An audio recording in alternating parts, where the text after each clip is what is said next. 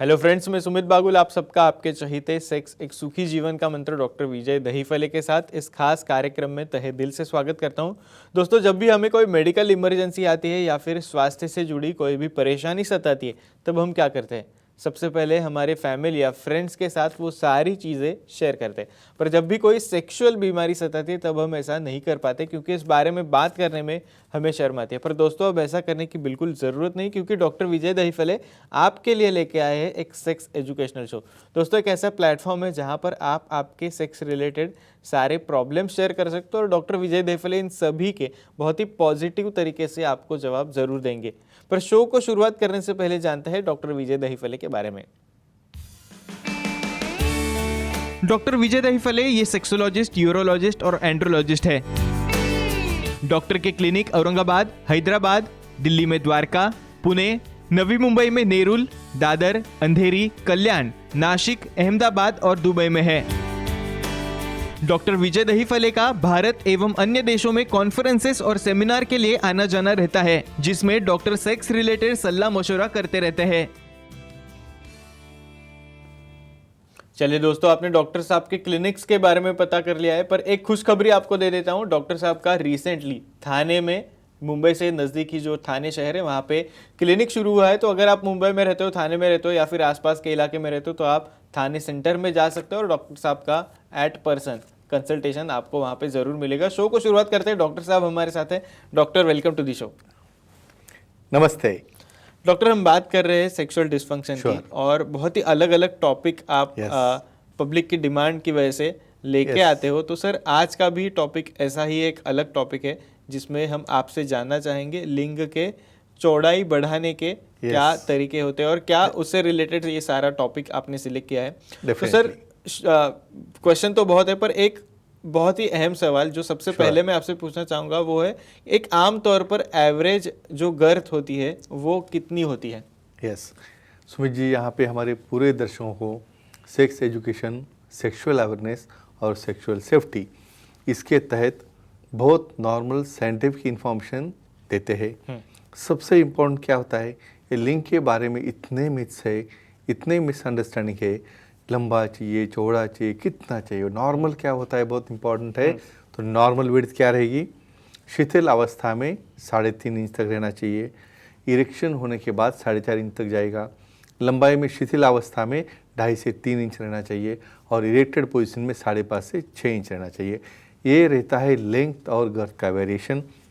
और इसमें जिसको छोटा गर्थ हो, कम गर्थ हो, उसे पार्टनर को सेटिस्फैक्शन नहीं हो रहा है, तो उसकी गर्थ कैसे बढ़ाना है, उसकी लेंथ कैसे बढ़ाना है, उसके क्या क्या फ़ायदे हैं, हम देखने वाले हैं one by one. Definitely sir, आगे जाके मैं आपसे सवाल करना चाहूँगा।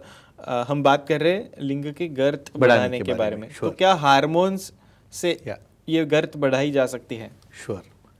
अभी बहुत बार टेस्टोस्टेरोन ये मेन हार्मोन है जो बॉडी में हमारी टेस्टिस की साइज़ है, इसके ऊपर हम बाद में आने वाले हैं। लिंग की साइज़ है, उसकी चौड़ाई है, उसका कंट्रोल रहता है।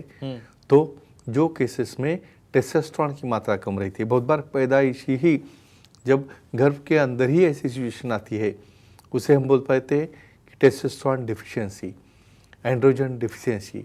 ऐसे केसेस में ये पेनिस छोटे साइज़ का, लंबाई भी कम, चौड़ाई भी कम रहता है। तो डेफिनेटली ऐसे केसेस में हार्मोनल थेरेपी कैसे देते हैं?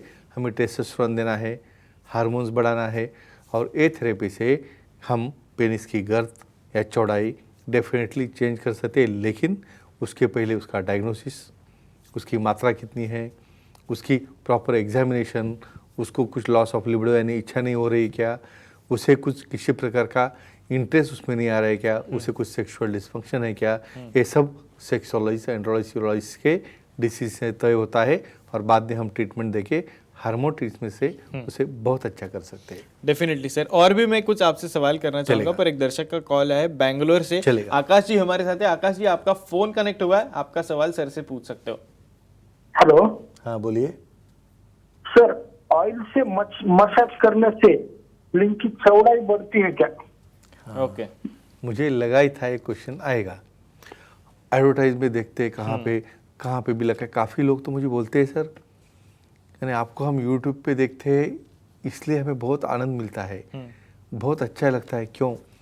क्योंकि किस पे भरोसा करे, ये इश्तेहार है, एडवर्टाइज है, उसमें कुछ भी तेल लगाओ, कुछ ऑयल लगाओ, उससे बड़ा हो जाएगा, लंबा हो जाएगा, और इसमें लोग फंस जाते हैं।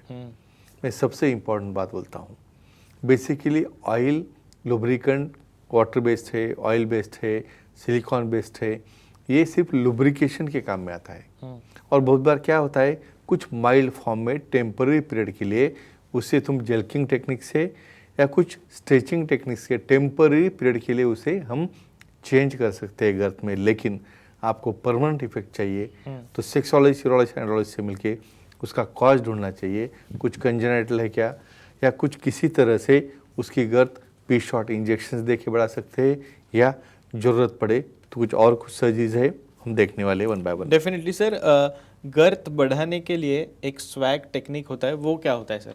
यस, हमने तो स्वैग सिर्फ सुना है, वेलकम करने का स्वैग, स्वैग से करेंगे सबका स्वागत। लेकिन ये स्वैग अलग है, लेकिन ये भी स्वागत करता है। Okay, Schaefer's width and girth alignment technique. Okay, specially जैसे हम देखते हैं प्लास्टिक सर्जरी में एक्टर एक्ट्रेस चेहरा रिंकल्स निकालने के लिए वगैरह वो बोटॉक्स वगैरह यूज़ करते हैं, चेहरे पे है, बॉडी पे है, सिलिकॉन इम्प्लांट में है, इंजेक्ट करते हैं। उसी तरह हाइलोनिक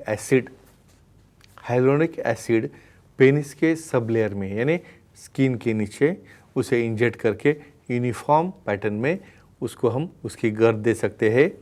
और एक गर्थ की वजह से वो पार्टनर कॉस्मेटिकली भी उसका पेनिस अच्छा लगता है और सेक्सुअल एक्टिविटी में सामने वाले को प्रेजर मिलता है। इसे बोलते हैं स्वैग टेक्निक। लेकिन सेक्सोलॉजिस्ट, यूरोलॉजिस्ट और एंड्रोलॉजिस्ट के हाथ से इसे करना चाहिए, क्योंकि केयर एंड सेफ्टी बहुत इंपॉर्टेंट है। तो डेफिनेटली सर, इसकी प्रोसेस जानना सभी दर्शक चाहेंगे। क्या प्रोसेस होती है सर? डेफिनेटली, बेसिकली ये है ओपीडी प्रोसीजर, जिसके अंदर हम एक प्राइलॉक्स का एनेस्थीसिया जो रहता है उसे लगाते हैं, जिसकी वजह से 1 या 1.5 आवर के बाद उसे एनेस्थीसिया आ जाता है। उसके बाद कितनी क्वांटिटी, यानी लिंक पेनिस की लेंथ और गर्थ, वो ध्यान में रखते हुए ये जो हाइलोनिक एसिड रहता है उसे हम वहाँ पे जैसे बोटॉक्स इंजेक्ट करते हैं, उसी तरह से यूनिफॉर्म पैटर्न में सबक्यूटेनियस टिश्यू यानी स्किन के नीचे यूनिफॉर्मली उसे हमें इंजेक्ट करना है। सबसे बड़ी केयर क्या लेनी है, डॉर्सली जो न्यूरोवास्कुलर बंडल रहता है उसे कोई डैमेज ना हो जाए, वेंट्रली जो यूरेथ्रा रहता है, मूत्र मार्ग रहता है, उसे कुछ डैमेज ना हो जाए, ये ध्यान में रखते हुए ये इंजेक्शन देने के बाद कुछ माइल्ड कॉम्प्रेशन देते हैं। कम से कम 1 या 2 वीक के लिए उन्होंने कांटेक्ट नहीं करना चाहिए, और ये मेथड से वो पर्सन नॉर्मली सेक्सुअल एक्टिविटी बाद में कर सकता है, जिसमें उसकी गर्थ भी बढ़ती है और उसे सेटिस्फैक्शन भी मिलता है। डेफिनेटली सर, और भी मैं सवाल आपसे करना चाहूंगा, पर एक और दर्शक का कॉल है। प्रीति जी हमारे साथ है थाने से। मैडम, आपका फोन कनेक्ट हुआ है, आपका सर से आप सवाल पूछ सकते हो। नमस्ते सर। हाँ नमस्ते, बोलिए। सर, योनि का ढीलापन दूर करने के लिए कोई सर्जरी होती है क्या? एक्सेलेंट, मुझे ये बहुत पसंद आता है सुमित जी। हम सब मेल के बारे में डिस्कस करते, भाई सिर्फ मेल को ही सेक्सुअल प्रॉब्लम होता है, भाई मेल को ही बड़ा कर कितना बड़ा करोगे। समझो सामने वाली की योनि, पार्टनर की योनि भी नॉर्मल होना चाहिए। डिलीवरी है, बाद में प्रेगनेंसी के चेंजेस है, उससे इतनी गर्थ बढ़ जाती है, तो उतने साइज का तो पेनिस आप बनाओगे तो क्या हो जाएगा। तो ऐसे केसेस में वजाइनल रिकंस्ट्रक्शन सर्जरी, या उसे हम प्लास्टिक सर्जरी, वजाइनोप्लास्टी बोलते हैं, हेमिनोप्लास्टी बोलते हैं, क्लैटरोप्लास्टी बोलते हैं, ये मैं सेपरेट अलग टॉपिक लेने वाला हूँ। लेकिन फिलहाल योनि तक हम बात करेंगे। उसकी जो डायमीटर है उसे हम, जो जी पॉइंट लिफ्ट हुआ है उसे नीचे हम लाके जो excess part of vaginal walls है उसे कम करके हम उसे प्लास्टिक करके रिकंस्ट्रक्शन करके उसकी साइज छोटी कर सकते हैं, जिसकी वजह से जो सामने वाला पार्टनर है उसे प्रॉपर प्लेजर या एंजॉयमेंट उससे भी मिले और ये फीमेल पार्टनर को भी मिले। डेफिनेटली सर, वापस क्वेश्चन आंसर के ऊपर आना चाहूँगा। ये न्यूमा डिवाइस सर्जरी, सर ये क्या होता है सर? यार सुमित जी, आप तो बहुत रिसर्च टॉपिक लेके आते हो और बहुत स्टडी करते हो। न्यूमा डिवाइस क्या रहता है?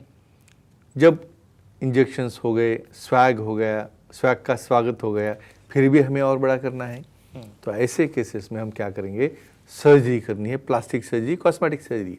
ओके। तो न्यूमा ये सिलिकॉन के डिवाइस रहते हैं रिंग के जैसे, जो कि पेनिस के ऊपर समझो हम उसे फिट कर सकते हैं। ये सिलिकॉन के डिवाइसेस हम पिनोस्कोटल जंक्शन से या कॉर्नल जंक्शन से हम उसे ओपन करते हैं और जो साइज रहती है कॉर्पोरा की वो साइज जैसा प्लास्टिक का शीट रहता है वो टाइप में उसको ऊपर फिट किया जाता है और अगेन सूचर वगैरह लेके उसे नॉर्मल किया जाता है। तो ये रहते हैं न्यूमोडायलिसिस, उसकी वजह से उसका डायमीटर भी चेंज होता है और उसके क्या फायदे होते हैं हम देखेंगे। और डेफिनेटली सर, एक आखिरी सवाल आपसे करना चाहूँगा। फायदे तो आप बताओगे ही, Yeah. पर इससे जो गर्त रहती है वो कितनी बढ़ती है और इसके कॉम्प्लिकेशंस कुछ रहते हैं क्या? सुमित जी, बहुत बहुत उम्मीदा सवाल आपने पूछा है। भाई एक इंजेक्शन भी लगाओगे ना तो उसका पेन होता है और जरूरत पड़ती है एलर्जी होती है, रिएक्शन होती है। ये तो ऑपरेशन है।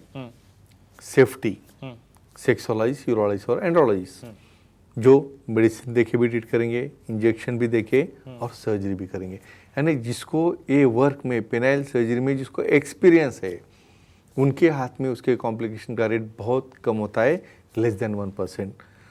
और इसका फ़ायदा क्या होता है? इससे गर्द बढ़ेगी, चौड़ाई बढ़ेगी, ऑटोमेटिकली लंबाई भी बढ़ेगी और इससे अपने पार्टनर को आप प्लेजर दे सकोगे। और मैं एक ही कहूँगा सुमित जी, समझो आप सिलेक्शन क्राइटेरिया, इवन जो सर्जन भी आपको चूज करना है उसे सेक्सुअलाइज, एंड्रोलाइज, यूरोलाइज करके चयन करोगे तो डेफिनेटली आपको रिजल्ट अच्छे मिलेंगे और कुछ भी कॉम्प्लिकेशन डेफिनेटली नहीं होंगे।